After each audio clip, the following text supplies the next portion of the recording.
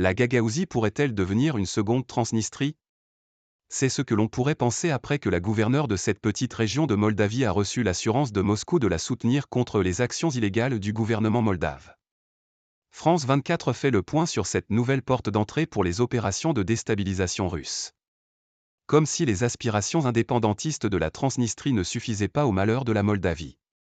Depuis plus d'une semaine, une autre région de ce petit pays enclavé entre l'Ukraine et la Roumanie vient ajouter une épine pro-russe dans le pied de Chisinau, la Gagaouzie. En effet, depuis février 2022 et l'offensive russe en Ukraine, le sort de la Moldavie est devenu une source d'inquiétude.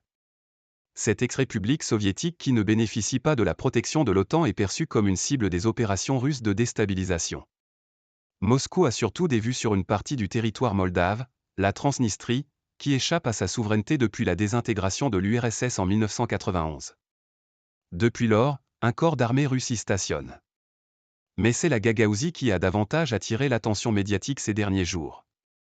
Yevgenia Gutul, la Bascan, gouverneur de Gagaouzie depuis juillet 2023, a été très officiellement invitée par le président russe, Vladimir Poutine, au Festival mondial de la jeunesse à Sotchi, qui s'est achevé le 7 mars. Le maître du Kremlin a assuré que la Russie protégerait les intérêts des populations pro-russes de cette région tout au sud de la Moldavie, contre les actions illégales du gouvernement moldave de Maïa Sandu, a soutenu Yevgenia Gutul. La Gagaouzie plutôt que la Transnistrie? Sergueï Kirienko, l'un des principaux conseillers de Vladimir Poutine, souvent présenté comme le maître à penser de la plupart des opérations russes d'influence, a également rencontré la gouverneure de Gagaouzie pour évoquer les moyens dont Moscou dispose pour la soutenir, soulignent les experts de l'Institute for the Study of War, un cercle de réflexion américain qui publie quotidiennement des rapports sur la Russie et la guerre en Ukraine.